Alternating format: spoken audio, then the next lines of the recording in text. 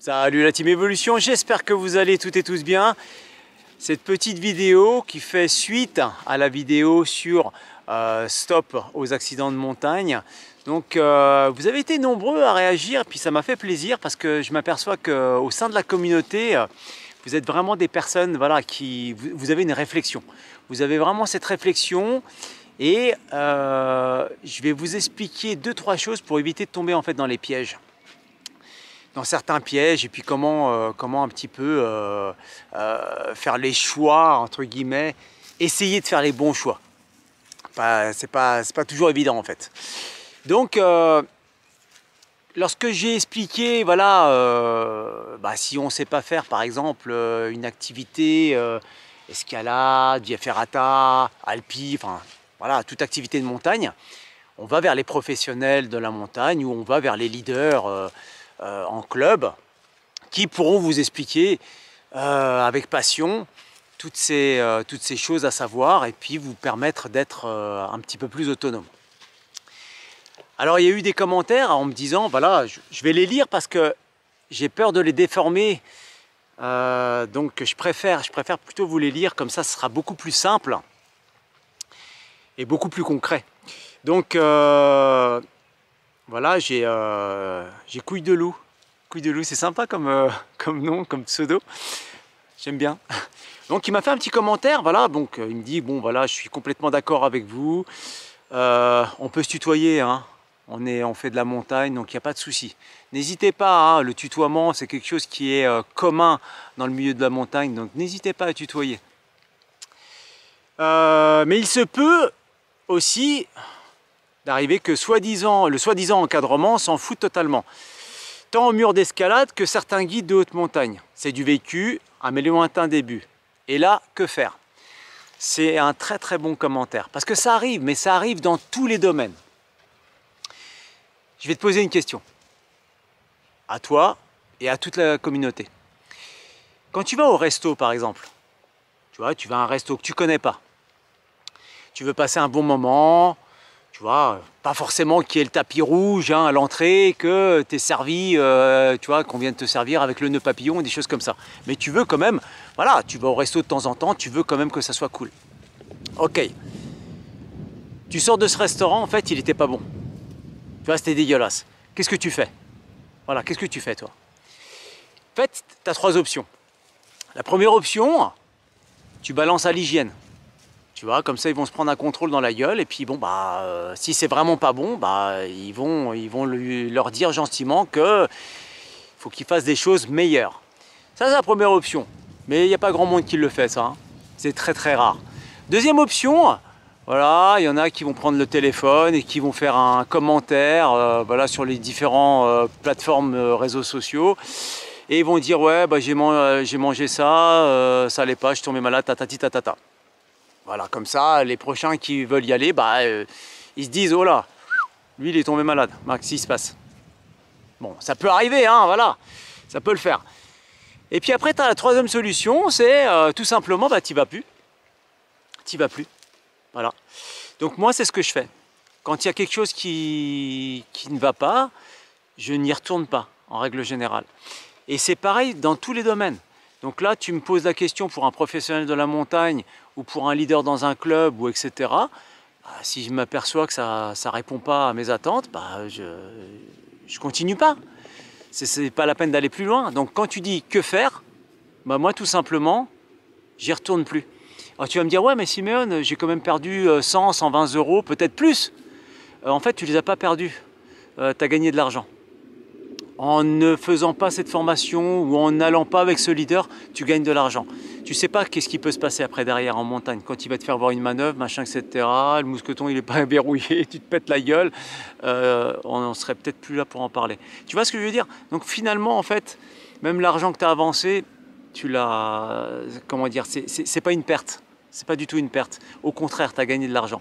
Donc, le truc, c'est que moi, j'y vais plus avec ces personnes-là. Voilà. Donc que faire? Tu ne retournes plus. C'est comme le restaurant, c'est comme lorsque tu vas à la banque. Hein. Tu vas à la banque, tu vas voir ton banquier, tu demandes un prêt, machin, etc. Ou tu demandes n'importe quel service, etc. tu vois que le banquier, en fait, il est top avec toi, etc., etc. Ça se passe bien. Ok. Après, il peut arriver que tu vas voir le banquier. Le banquier, en fait, il n'y a pas de... Comment est-ce que je disais ça? Il n'y a pas de... Il n'y a pas de feeling. Tu vois, il n'y a pas de feeling qui passe avec le banquier. Le banquier, il n'arrive pas à te remettre. Il refuse tout ce que tu veux. Tout. Il te refuse tout. Voilà. Qu'est-ce que tu fais? Qu'est-ce que tu fais? Tu as deux options. Première, tu demandes à la banque, donc au-dessus de lui, de changer de conseiller. Ça, c'est la première option. Et tu essayes avec un autre conseiller. Si tu vois que ça se passe mal aussi, bah, tu changes de banque. En règle générale, tu fais comme ça. Mais en règle générale, c'est le banquier qui fait la banque et pas la banque qui fait le banquier. Tu vois ce que je veux dire? C'est la même chose dans toutes les entreprises. Partout où c'est que tu iras. Tu vas à la poste, tu vas dans la police, tu vas à l'armée, tu vas en cuisine, tu vas dans les transports, tu vas... tout ce que tu veux, tout ce que tu veux, tout. C'est l'humain. C'est l'humain qui va être là, qui va faire les choses et pas l'entreprise qui va lui dire... L'entreprise va lui dire de faire les choses comme ça, correctement, machin, en professionnel. Ok, ça sera professionnel. Mais par contre, il y aura le petit plus de la personne, tu vois. Est-ce qu'elle s'en fout? Est-ce qu'elle te répète juste un truc, un texte qu'elle a appris par cœur et puis elle en a rien à foutre? Ou alors, est-ce qu'elle est plus humaine? Tu vois, c'est ça en fait le truc. Voilà. Donc pour répondre à ta question, couille de loup, moi je vais voir ailleurs. Tu vois, comment faire? Bah, je vais voir ailleurs. Je continue pas avec. C'est aussi simple que ça. Il y a Sphinx B12 qui a fait un commentaire aussi qui est très sympa. Il a mis ouais, les 3 mots-clés à connaître pour savoir où débuter en sport de grimpe: FFME, FSGT, CAF. Donc CAF c'est FFCAM, hein, Fédération Française des Clubs de Montagne. Voilà. Donc, je vais lui répondre oui et non. Parce qu'en fait, il n'y a pas que ces 3 institutions-là, il y en a d'autres. Et il y a aussi pas mal de clubs qui sont un petit peu électrons libres. Et Evolution en fait partie d'ailleurs. Donc, tu vois, dans toute cette... comment dire, chez tous ces acteurs en fait, de la montagne, on peut dire, ouais, tu vas aller là-bas, chez X ou Y, c'est très très bien. En fait, pourquoi c'est très très bien? Parce que les personnes qui font partie de ce groupe sont très très bien. Tu vois, ils vont t'apprendre des choses qui sont... tu vas retenir et ils font ça avec, avec passion. Par contre, dans la même structure, tu peux trouver des passionnés et tu peux trouver les autres. Ce que j'appelle les autres, il y en a, ils ont passé des brevets, mais tu te demandes pourquoi. Voilà, tu te demandes vraiment pourquoi. Donc quand ça se passe mal avec ces personnes-là, tu vas incriminer tout de suite la fédération. Et en fait, c'est faux. C'est là où tu fais une erreur. Il faut incriminer la personne, pas l'institution, enfin pas la fédération ou pas, par exemple, la compagnie des guides. Tu vois ce que je veux dire? Ça, là, tu vas trop vite en besogne. C'est la personne qui a fait une erreur. Tu vois ce que je veux dire? Donc, il faut essayer de discerner un petit peu les choses. Voilà. Il faut essayer d'y voir un petit peu plus clair là-dedans. Donc, quand tu dis, ouais, tu veux commencer en grimpe, tu vas voir ces 3 institutions-là, je te dirais oui et non. En fait, tu y vas, tu essayes. Si ça te convient, si tu vois que les gens qui t'apprennent les choses, c'est du concret, tu vois que tu progresses, tu vois qu'en fait les personnes elles sont humaines, c'est sympa, il y a une bonne ambiance, machin, etc. Ça te convient, c'est parfait, c'est très bien. C'est que ces personnes-là te transmettent des connaissances et c'est vraiment top, tu retiens tout ça, c'est vraiment super sympa. Mais dans la même institution, tu peux trouver des personnes, ça se passera très très mal. Donc n'incrimine, comment dire, ne va pas incriminer directement cette fédé ou cette compagnie ou ceci ou cela. Essaye de voir plutôt un petit peu plus large, tu vois. C'est-à-dire que c'est la personne qui a fait une erreur avec toi et pas l'ensemble. Je ne sais pas si j'ai été assez clair, mais je pense que tu as compris. Il y a aussi il y a aussi un commentaire de de d'ailleurs 1313 qui me dit oui, c'est vrai qu'en salle je suis le seul qui assure avec un reverso. Et les gens pensent que le reverso en fait c'est dangereux. Alors le reverso c'est l'assureur descendeur. Un reverso c'est juste une référence chez une marque. Donc l'assureur descendeur, tant que tu ne sais pas comment ça fonctionne, bah, c'est normal que ça va te faire peur hein, de l'utiliser. Mais une fois qu'on t'apprend bien à l'utiliser, tu vas pouvoir faire des assurages dits dynamiques, tu vois, et c'est pas mal. Malheureusement, comme je l'avais expliqué dans la première fois, dans la première vidéo hein, sur les stops aux accidents de montagne, tu as certaines salles qui vont t'imposer en fait l'anti-bloquant.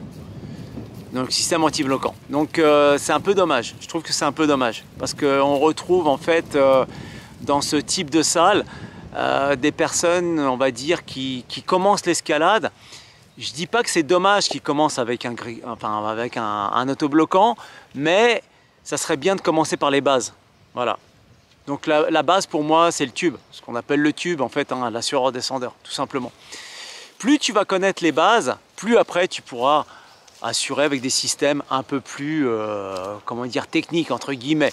Mais il faut les connaître. Il faut savoir que quand tu assures avec un autobloquant, bah, voilà, ça sera à toi de rendre l'autobloquant dit dynamique. Donc il faudra peut-être éventuellement te reculer de la paroi ou t'avancer.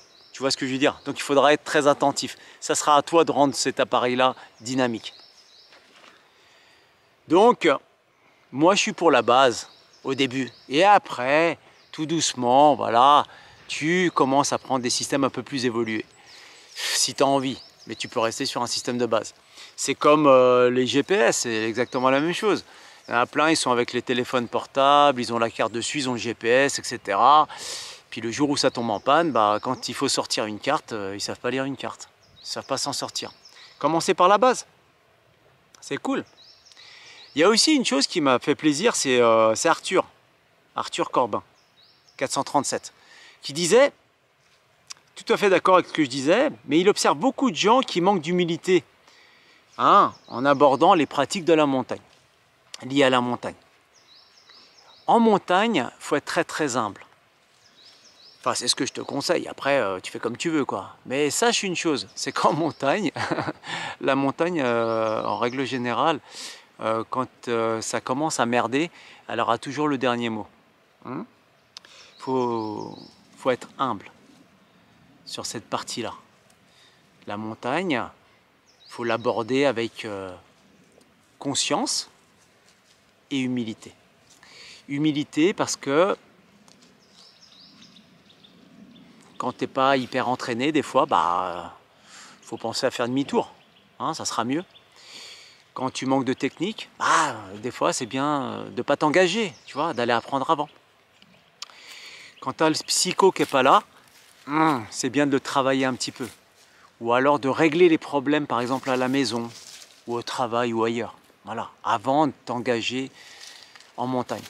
La montagne, c'est... Il y en a beaucoup qui prennent ça pour une psychothérapie. Par contre, quand il y a des soucis, il vaut mieux d'abord régler les problèmes avant d'aller en montagne. Tu vois ce que je veux dire? C'est mieux. Hein, c'est beaucoup mieux.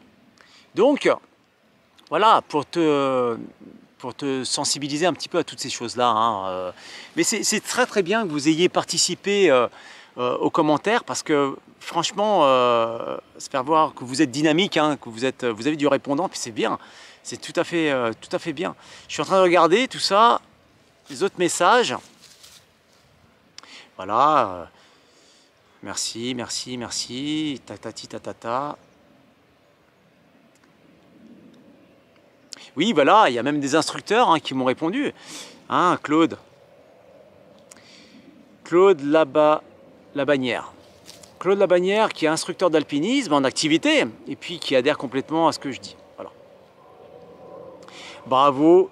Voilà, il fait un message général pour toute la communauté. Bravo à tous ceux qui te suivent sur ta chaîne. C'est ça la communauté, hein, c'est de partager un petit peu tous ensemble et puis de faire voir un petit peu les expériences qu'on a. Hein, donc, et puis d'aller un petit peu plus loin, tous ensemble. Eh bien écoute, j'espère que ça t'aura apporté un peu plus. Sois humble en montagne, Quand ça va pas, continue pas d'aller avec les gens avec qui ça va pas, hein, change, va voir un autre binôme, va voir un autre instructeur, va voir un autre professionnel de la montagne. J'ai pas dit que tous les professionnels de la montagne, que tous les leaders étaient 100% parfaits. Il y a des personnes qui font ça avec passion. Alors c'est vrai, j'avais reçu un mail aussi qui disait « Ouais mais Simeon, putain mais où c'est qu'ils sont ces gens-là » il faut les chercher, il faut les chercher.